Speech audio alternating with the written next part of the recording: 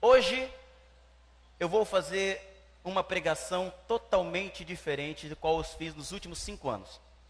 Por que eu vou dizer o que eu vou dizer? Porque eu não quero depender do seu engano para exercer meu ministério. Então eu vou tocar em um dos temas mais controversos da experiência cristã. É um dos temas que envolvem poder, envolve status, envolve dinheiro, envolve luxúria, envolve tudo aquilo que nós já temos visto, ouvido. Então eu gostaria muito que você abrisse a sua Bíblia no livro de Malaquias, capítulo 3.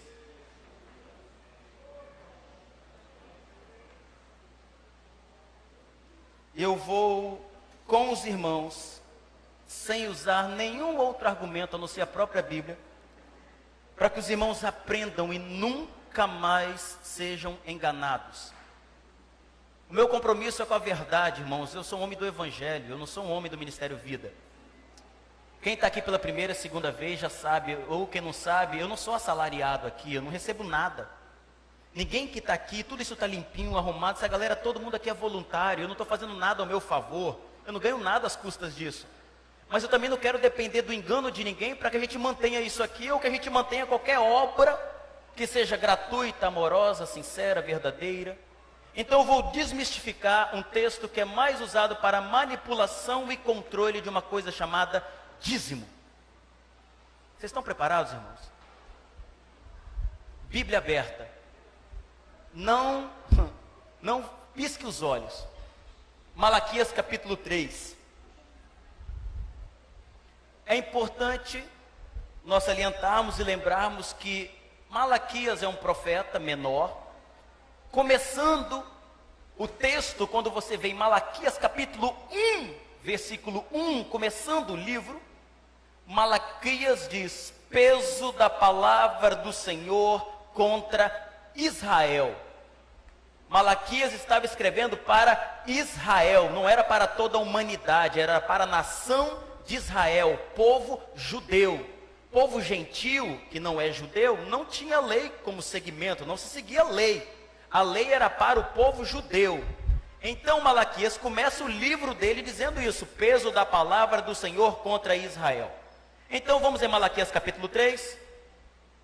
Se você está com a Bíblia no celular, no iPhone, no iPad, pouco importa, abra a sua Bíblia aí. Malaquias capítulo 3. Eis que envio o meu anjo, que preparará o caminho diante de mim, e de repente virá a seu templo o Senhor. Quem é o Senhor aqui? Vamos, gente, eu vou precisar de vocês. Quem é o Senhor aqui? Deus. Então, virá Deus, a quem vós buscais, o anjo do concerto. Anjo do concerto, em alguns aí o anjo da aliança. Está vindo para o povo um concerto. Olha, se está vindo um concerto, é porque alguma coisa está desconcertada. O anjo do concerto está vindo, ele vai consertar alguma coisa. A quem vós desejais, eis que vem, diz o Senhor dos Exércitos. Quando você for ler a Bíblia, é fundamental que você pare de olhar comentário bíblico, porque comentário bíblico é comentário do autor, e às vezes muitos tendenciosos. Então tenha cuidado ao ler a Bíblia para não ficar preso a comentário bíblico. Era necessário um conserto, alguma coisa estava errada. Versículo 2: mas quem suportará o dia da sua vinda? Quem suportará o dia do conserto? E quem subsistirá quando ele aparecer? Porque ele será como fogo do ourives. Fogo do ourives é o quê? Que testa, que separa, que limpa, que purifica. Ele vai ser como fogo que purifica o ouro, né? Quem mexe com ouro, com prata aí sabe. Ou o fogo que purifica, e como o sabão dos lavandeiros. Ou seja, eu vou lavar isso aqui. Está vindo um concerto, que vai ser um concerto que vai ser como fogo, vai limpar, vai purificar, porque está sujo. Você como um lavandeiro que está passando sabão para limpar alguma coisa. O que será que está acontecendo aqui? Versículo 3. E assentar-se-á, afinando e purificando a prata, e purificará os filhos de... Quem são os filhos de Levi? Sacerdotes. Os levitas, os sacerdotes. Filhos de Levi eram sacerdotes. Quem aqui estava precisando ser purificado? Sacerdotes. Quem aqui estava precisando do conserto? Sacerdotes. Gente, nós estamos lendo o texto, está claro aí. Então, ele está vindo para purificar, como ouro, ouro é purificado, como a prata, vem lavar como o sabão dos lavandeiros, e vai pedir um conserto aos filhos de Levi, aos sacerdotes. Continua, e afinará como ouro e como prata. Então, depois de purificados, depois de vocês estarem limpos, sacerdotes, depois que vocês estarem purificados, vocês trarão oferta em justiça, porque Deus não estava aceitando coisa nenhuma de ninguém. Os sacerdotes estavam imundos, os líderes estavam impuros, os líderes estavam botando a mão na massa, na grana do povo, eles precisavam ser purificados. Então, quando vocês forem purificados, eu então vou começar a receber as ofertas de vocês. Estão entendendo o texto? Está simples aí, sem teologizar, só leitura reta. Então, o Senhor, vocês vão trazer oferta de justiça. Deus não estava aceitando a oferta. E a oferta de Judá e de Jerusalém será suave. Continuem. Como nos dias antigos, como nos dias primeiros, ou como nos primeiros anos, o povo estava levando a oferta, mas os sacerdotes estavam sendo desonestos, os sacerdotes estavam desconcertados. Qual era a representação do sacerdote, pessoal? O líder. O sacerdote representava o povo perante Deus, o líder. Esses líderes estavam desconcertados. Olha para quem até agora, Malaquias capítulo 3, está sendo escrito. Continua o raciocínio, porque você vai tomar o maior susto da sua vida. Versículo 5. E chegar-me-ei a vós para juízo. Ele vai chegar a quem? Aos sacerdotes. Eu vou chegar a vocês, sacerdotes, vou chegar para vocês para juízo, porque vocês precisam se consertar. E serei uma testemunha veloz contra os feiticeiros. Quem eram os feiticeiros? O que os sacerdotes estavam praticando? Feitiçaria. A gente está no texto aí. Sacerdotes estavam praticando feitiçaria. O que mais os sacerdotes estavam fazendo? Adulterando. O que mais os caras estavam fazendo? Jurando falsamente. O que mais os sacerdotes estavam fazendo? Roubando o trabalhador, defraudando os que trabalham, defraudando o jornaleiro que você tem aí. Olha o que os sacerdotes estavam fazendo. E perverteram o direito da viúva. Tiraram-o do órfão, do estrangeiro, do trabalhador, e não me temem, diz o Senhor dos Exércitos. Na cultura judaica, a viúva tinha direito, era sustentada pelo templo. Leia depois Deuteronômio capítulo 14 em casa, e você vai ver para que era o dízimo. Deuteronômio 14, lá na lei. Então ela tinha direito. Vocês não me temem, diz o Senhor. Quem é que não está temendo a Deus? Sacerdotes. Está até agora sim, viu pessoal? Super simples. Versículo 6. Porque eu, Senhor, não mudo. Por isso, vós, filhos de Jacó. Filhos de Jacó. Jacó na Bíblia é conhecido como enganador. Vós, filhos de Jacó. É importante lembrar sempre que quando fala filhos de Israel, é toda a nação de Israel. Quando fala filho de Jacó, está falando dos sacerdotes. Vocês, seus enganadores. Porque o que acontecia, pessoal? Na cultura judaica, o povo não era o povo que ia oferecer a Deus o sacrifício. Cada tribo tinha o responsável pelas coletas, que era o sacerdote. Então toda a tribo levava para o sacerdote, conhecido como filhos de Jacó. E o sacerdote, ao pegar a coleta do povo, ele levava para o sumo sacerdote. Então o sumo sacerdote entrava no templo perante Deus para oferecer o sacrifício. Então os filhos de Jacó aqui eram os responsáveis pela coleta do povo. Estão entendendo aí o texto? Ok? Continua, versículo 7. Desde os dias dos vossos pais, vocês se desviaram dos meus estatutos e não os guardastes. Quem estava se desviando dos estatutos, pessoal? Sacerdotes. Até agora não mudou nada. Tornai vós voltem-se para mim, e eu tornarei para vocês, diz o Senhor dos Exércitos. Mas vocês ficam perguntando, como que nós devemos de tornar? Quem é que está fazendo essa pergunta idiota? Sacerdotes. Versículo 8. Roubará o homem a Deus? Todavia vós me roubais e dizeis, em que nós te roubamos? Nos dízimos e nas ofertas alçadas. Quem é que está roubando? Não é o povo. Toda vez que pastor vem com esse papo, roubará o homem a Deus? Vós me roubais. Ele aponta para o povo, né? Mas essa passagem não é para o povo, é para o sacerdote, que estava roubando o povo. É só ler Bíblia, irmãos, que a gente não é enganado. É só ler Bíblia para parar de ser enganado com medo de devorador, destruidor, bicho, capeta, demônio, que é só para botar terror para as pessoas obrigadas a darem até o último tostão. Aqui é só Bíblia, não estou citando ninguém, só Bíblia, leitura reta, interpretativa, simples. Continua. Roubará o homem a Deus? Vocês sacerdotes, vocês têm como me roubar? Todavia vocês estão me roubando e perguntando, o que nós te roubamos? Nos dízimos e nas ofertas alçadas, com maldição sois amaldiçoados, porque me roubais a mim. Vós, toda a nação. Que nação? Nação de Israel. Para aqui. Olha que texto sério. Com maldição sois amaldiçoados. Que maldição? Vou explicar daqui a pouquinho qual é a maldição. Daqui a pouquinho, não tem nada. Eu te amaldiçoo, não é nada disso. Vou explicar aqui no texto, daqui a pouquinho. Só ler Bíblia, para não ser enganado. A oferta que eles estão roubando é da viúva, do pobre, do jornaleiro, do trabalhador. E estão dizendo, mas não que nós estamos roubando. É isso que está acontecendo aqui. Versículo 9. Com maldição vocês são amaldiçoados, porque me roubais a mim, vós toda a nação. Você está percebendo que agora a nação toda está tomando a cabeça?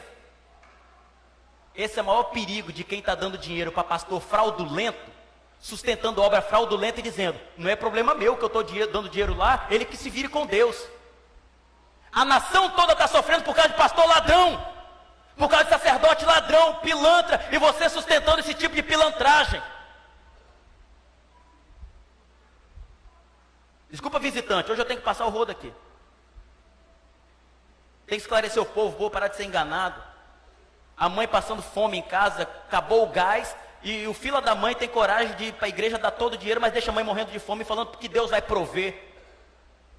Nunca leu a Bíblia, o que 1 Timóteo 5,8 diz? Se alguém não cuida dos seus, e principalmente do da sua família, negou a fé, e é pior que um infiel.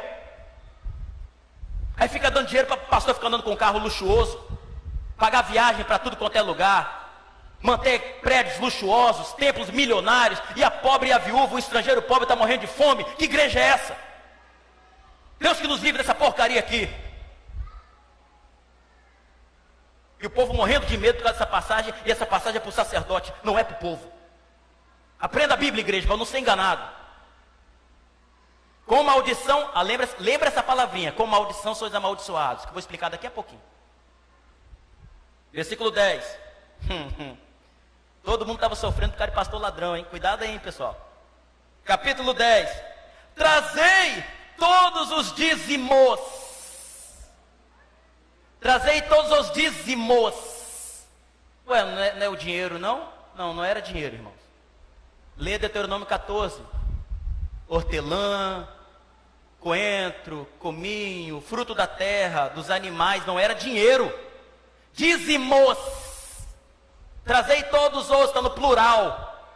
Não é trazei o seu dinheiro. Você vai ler Deuteronômio 14, vai ver lá que você só trocava em dinheiro quando você tinha muita coisa para levar ao templo e a viagem era longa. Então você pegava aquilo, trocava em dinheiro, onde Deus mandava você parava, comprava tudo que quisesse, chamava quem quisesse e comeriam ali, bebida forte, vinho. Temos que ler a Bíblia. Trazei todos os dízimos, tudo que a terra produzia, a casa do tesouro, para que haja mantimento na minha casa. Por quê? porque a viúva precisava comer, o pobre precisava comer, o órfão precisava comer, precisava de abrigo, o estrangeiro, o trabalhador precisava, os que dependiam do templo precisavam daquilo. Trazei toda essa comida, trazei todos esses mantimentos à casa do tesouro, para que haja mantimento na minha casa. Depois fazei prova de mim, diz o Senhor dos Exércitos, se eu não vos abrir a janela dos céus, e não derramar sobre vós uma bênção, que dela tal vos advenha maior abastança. O que era as janelas dos céus? Alguém respondeu aí? Chuva. A gente não canta, faz chover, abra as comportas. É chuva. O povo estava morrendo de seca. Com maldição sois amaldiçoados. Qual era a maldição? Não caía chuva. A colheita, a plantação do povo estava morrendo. O povo estava sendo amaldiçoado por falta de chuva. Então se vocês voltarem a fazer isso, eu vou abrir a janela dos céus e vai derramar chuva sobre vocês. Vai vir chuva sobre a terra.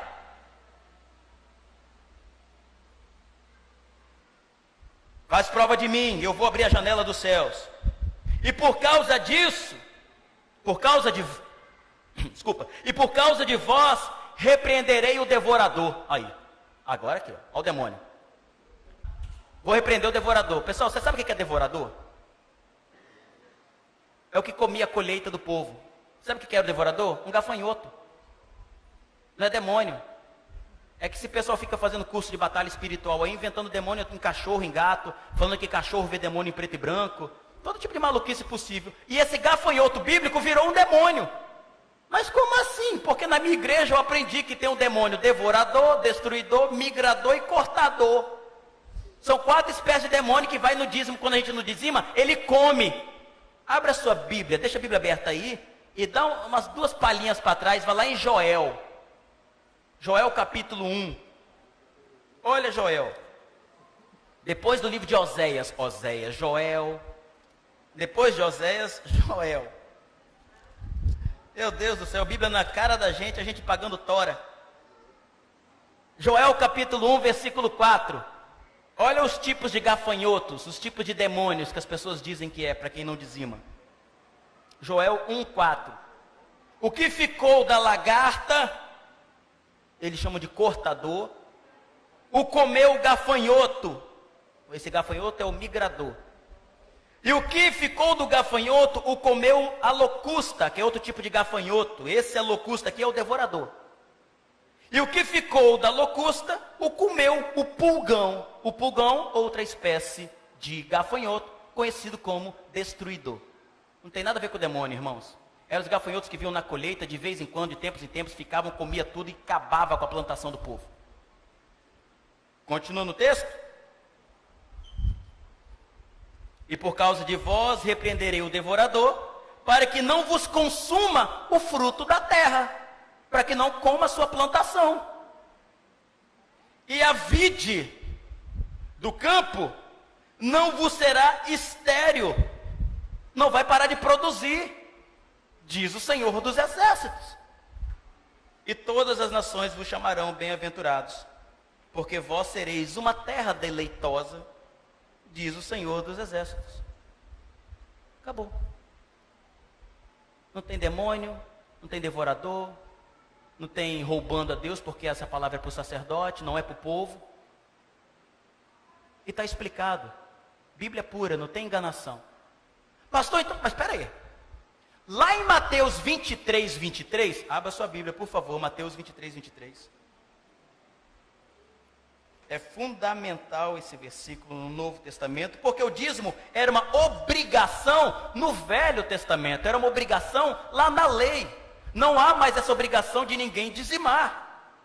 Não há mais obrigação. Ninguém mais é obrigado. Na lei, para o povo judeu, era uma obrigação. Nós não somos judeus. Era uma velha aliança para o sustento do templo, para o sustento dos sacerdotes, para o sustento do povo lá. Nós não somos judeus. Aquilo morreu, caducou. Mateus 23, 23. Ai de vós, escribas e fariseus hipócritas, porque dais o dízimo da hortelã, do endro e do cominho, e desprezais o mais importante da lei, o juízo mais importante da lei: o juízo, a misericórdia e a fé. Vocês deviam, porém, fazer estas coisas e não omitir aquelas, seus hipócritas. Condutores cegos, coais um mosquito e engolis um camelo. Por que Jesus mandou eles darem o dízimo? Porque era obrigação do judeu fazer isso. Porque existia o templo para eles sustentarem. E Jesus fala: vocês estão dando uma de exterior, dando o dízimo, doendo e do cominho, mas vocês não estão amando. Vocês não estão buscando a verdade, a justiça, o juízo, a generosidade. Vocês deviam fazer estas coisas sem omitir aquelas. Vocês seguem a lei. É por isso que na cruz Jesus falou: está pago, está consumado, está completo, tetelestai, está feito. Uma vez e para sempre, acabou. Porque o fim da lei é Cristo, para a justiça de todo que crê. Não estamos mais debaixo da lei. Não vivemos mais debaixo da lei, estamos debaixo da graça. Então Jesus, em Mateus 23, está denunciando a hipocrisia dos fariseus e não mandando dizimar. Deixa eu dizer mais 3 coisas para vocês históricas. Até o ano 600, 700 depois de Cristo, não se tem nenhum registro da igreja dizimando. Não se tem nenhum registro de Jesus dizimando. Dai a César o que é de César. O que era de César? Imposto, tinha que ser pago. Dá a Deus o que é de Deus. O que é de Deus? Amor, graça, misericórdia, voluntariado, generosidade. Dá a César o que é de César, gente. E dê a Deus o que é de Deus. É por isso que Jesus fala: meu reino não é desse mundo. É por isso que Jesus fala: meu reino não é de visível aparência. Temos que aprender com Jesus. Então dai a César, paga o que é tributo. Tributo, a honra, verdade, imposto, a ele pague. A Deus, dá a Deus o que é de Deus, cara. E o que é de Deus? A generosidade, o amor, a justiça, e blá blá blá. Aí vem algumas perguntas básicas. Pastor, é 10%? Você tem que lembrar que Deus te deu 100%. Você é responsável por 100, não por 10, ou por 1, por 5, por 50. Você é responsável por 100% de tudo que você tem. Então a primeira pergunta que as pessoas fazem: pastor, é 10% mesmo? Dízimo é 10ª parte, 10%? Não tem isso na lei, na graça. Na lei tem dízimo, 10ª parte. Na graça não temos isso. Nós vivemos pela graça. É 10%? Segundo, eu devo dar aqui? Como assim dar aqui?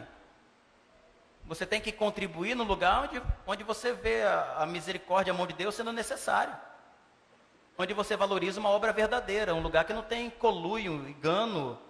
Onde você é alimentado, você recebe. Você não tem partilhado dons espirituais aqui, aprendido? Mas tem o orfanato Thomas, que precisa ali. Rafael Thomas. Tem o lar Batista, que precisa, cara.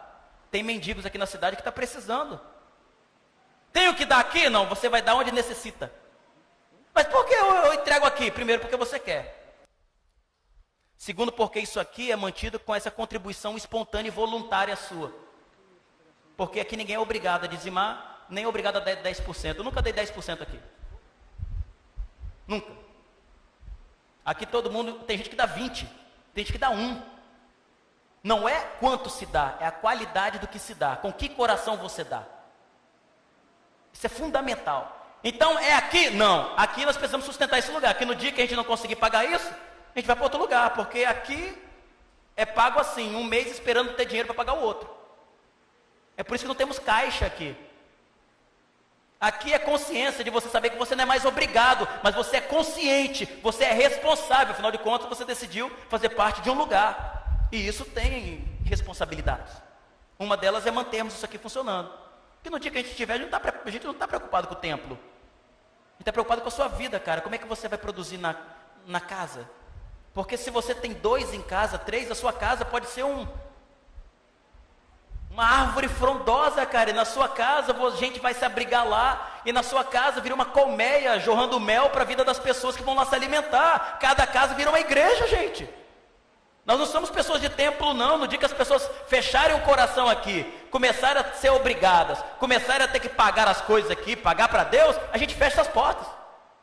Aí você vai voltar para uma igreja onde o pastor toca o terror mesmo, onde você tem que pagar mesmo, Deus vai botar a mão, se você não der dinheiro aqui você vai gastar em remédio, olha que o devorador vai te pegar. Eu duvido alguém que aprendeu isso aqui hoje vai cair nessa esparrela de Malaquias. Pastor ladrão, pilantra, estelionatário usa Malaquias para charcar o povo. Eu não devo nada a ninguém, sou homem livre, não dependo de igreja, dependo de dinheiro de ninguém aqui. Vou dizer a verdade para o povo, mesmo que seja contra nós, mesmo que a partir de hoje as pessoas parem de dar dinheiro aqui, e no dia que parar de dar dinheiro, fecho as portas, e vou pregar o evangelho na minha casa. Eu sou homem do evangelho, gente. Seja do evangelho você, seja consciente, rapaz, pô, meu filho está aprendendo aqui, eu usufruo desse lugar, eu sou instruído, rapaz, olha como minha mente está sendo aberta aqui, pô, nada mais justo do que você manter isso aqui, mas por obrigação não, por pressão não, por medo não. O amor lança fora todo medo. Em Cristo não tem medo, meu irmão. Em Cristo você é livre, você é amado assim, com generosidade, sem generosidade. Mas quando você não é generoso, você vira um egoísta. O egoísmo acaba com a gente. Você é alguém que vive para o próprio ventre, alguém que só vive para você mesmo. É os seus interesses, as suas coisas, o seu dinheiro, e o teu irmão do teu lado morrendo de fome. Ser generoso faz bem a você, não é ao próximo não, é a você. O próximo é dadivoso por aquilo que você fez, mas dizimar, ofertar, o nome que você quiser dar a isso, faça com o coração, porque vai fazer bem a você, para você não se pedrar, não fechar o teu coração ao próximo, porque nesse tempo que todo mundo busca ser rico, busca riqueza, o amor vai se esfriando. A gente passa por alguém, a gente se escandaliza quando vê uma foto pelada na internet, mas não escandaliza com a fome no mundo.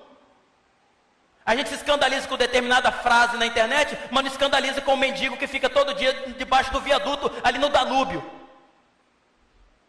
Nós estamos invertendo os valores das coisas, gente. A última pergunta que me fazem: pastor, eu devo pagar o dízimo atrasado? Mês passado eu não paguei, não sei nem como é que você chama isso. Mês passado eu não paguei. Eu vou te falar, isso aqui é clube? Você está pagando mensalidade de clube? E tem pastor que fala isso, meu irmão.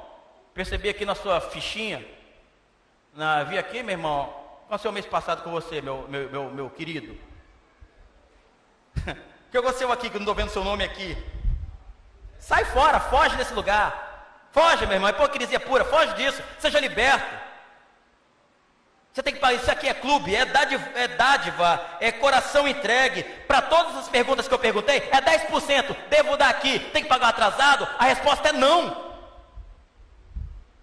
Para com isso, meu irmão. Deus não nos abençoa por aquilo que damos, Deus nos abençoa por aquilo que Ele é, porque Ele é Deus, é Pai, não é por aquilo que você deu não. Isso é barganha com Deus, não barganhe com Deus. Quem barganha com Deus, está querendo comprar a Deus. Dá por medo, dá por pressão, não dá por consciência, não dá por amor, não dá por bondade, não dá por misericórdia, dá porque é pressionado. Vamos fugir disso, meu irmão. Vamos aprender Bíblia, vamos parar de brincadeira. Evangelho não é brincadeira, não é para menino, é coisa séria, é para gente séria, mas para gente livre. Eu não vou me contentar enquanto não tornar o povo aqui livre. Livre da manipulação e controle humano, de gente que só quer status, poder, ver qual igreja tem o maior, qual igreja tem aquilo mais roxo, qual igreja que tem mais poder, qual igreja tem mais carro, tem mais luxo. Não! É qual igreja que ama mais, qual a igreja que oferece o coração para o próximo mais, qual a igreja que tem mais verdade, qual a igreja que prega a justiça. A injustiça foi denunciada por Jesus no ministério dele inteiro. A minha oração nessa noite, desculpa visitantes que vieram, mas eu sei que essa palavra também pode ter esclarecido vocês, mas é importantíssimo nesse momento de decisão, que a gente aprenda a amar a Deus com responsabilidade.